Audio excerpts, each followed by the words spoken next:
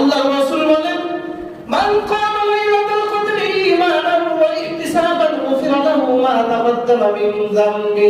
আল্লাহর রাসূল বলেন, কোন আমার উম্মত যদি, কোন আল্লাহর বান্দা যদি ঈমানের সহিত সওয়াবের উদ্দেশ্য যদি এই রাতে যদি কোন আমার উম্মত যদি ইবাদত করে, আল্লাহ পাক রব্বুল আলামিন তার পূর্বে কৃত যত গুনাহ আছে আল্লাহ সব গুনাহ মাফ করে দেয়। সুবহানাল্লাহ। অর্থাৎ রমজানের পূর্বে আমরা যে গুনাহগুলো করছি, এই গুনাহগুলো এই রাতের মধ্যে ইবাদত করার কারণে সওয়াবের উদ্দেশ্যে, ঈমানের সহিত সওয়াবের উদ্দেশ্যে যদি আমরা ইবাদত করতে পারি, তা আল্লাহ পাক রব্বুল আলামিন এই রাত্রি জাগরণ করার কারণে আল্লাহ তাআলা পূর্বের সমস্ত গুনাহ আল্লাহ মাফ করে দেন। সুবহানাল্লাহ। অতি সহজে আল্লাহ মাফ করে দেন।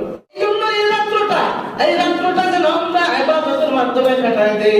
অর্থাৎ শেষ দশকের মধ্যে যত বেজুর রাত্র আছে, এই বেজুর রাত্রগুলো আমরা যেন ইবাদতের মাধ্যমে কাটাই।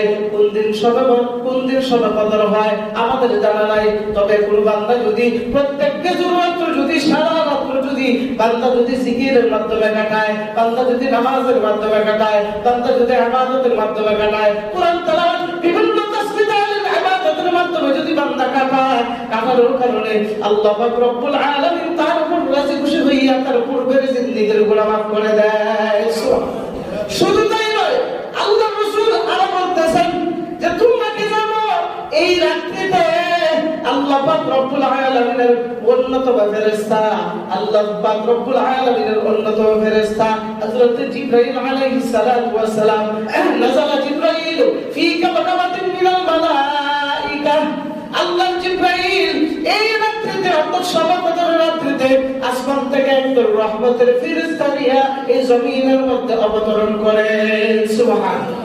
অবতরণ যখন করেন, করার পর যখন দেখেন আল্লাহর কোন বান্দা কোন জিকিরের মধ্যে মশগুল আছে, দাঁড়ায় অথবা বসিয়া আছে কোন হালতে, আল্লাহর বান্দা যখন জিকিরে মশগুল আছে, তখন আল্লাহ তাআলা সমস্ত রহমতের ফেরেশতাগুলা তার জন্য আল্লাহর কাছে মাগফিরাতের দোয়া করতে থাকে। সুবহানাল্লাহ।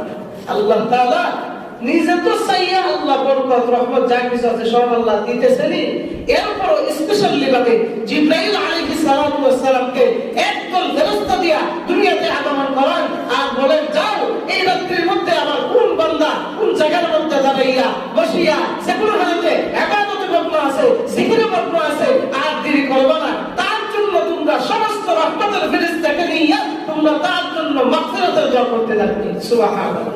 তাহলে এই রাত্রে ইবাদত করলে লাভ আছে না নাই? ওঠান না, ওঠান। আল্লাহ নবীর এক সাহাবী হযরত সাঈদ ইবনে মুসাইয়িব রাদিয়াল্লাহু তাআলা আনহু বলেন, কোন আল্লাহর বান্দা যদি শবে কদরের রাত্রে যদি সে অবহেলার মাধ্যমে যদি কাটায় দেয়, অর্থাৎ সে ইবাদত না করে, ইবাদত না করিয়া অবহেলার মাধ্যমে কাটায় দেয়, ঘুমের মাধ্যমে কাটায় দেয়, বিভিন্ন কাজে কর্মে কাটায় দেয়, আল্লাহর নবীর সাহাবী বলেন তাহলে সে একদম সর্বহারা হয়ে গেল। বলেন নাউযুবিল্লাহ। একদম সর্বহারা, অর্থাৎ তার কোনো কিছুই নাই, তার কোনো কিছুই নাই। এই রাত্রে যদি আমরা ইবাদত না করি তো আমরা একদম সর্বহারা হয়ে যাব। আর যদি কোনো আল্লাহর বান্দা ইবাদত করে ফেলে তো সে তো একদম চাঁদবালি, আল্লাহর দরবারে সে মাকবুলিয়ত অর্জন করে ফেলবে আর তার পূর্বের সমস্ত গুনাহ আল্লাহ তাআলা মাফ করে দিবেন। সুবহানাল্লাহ।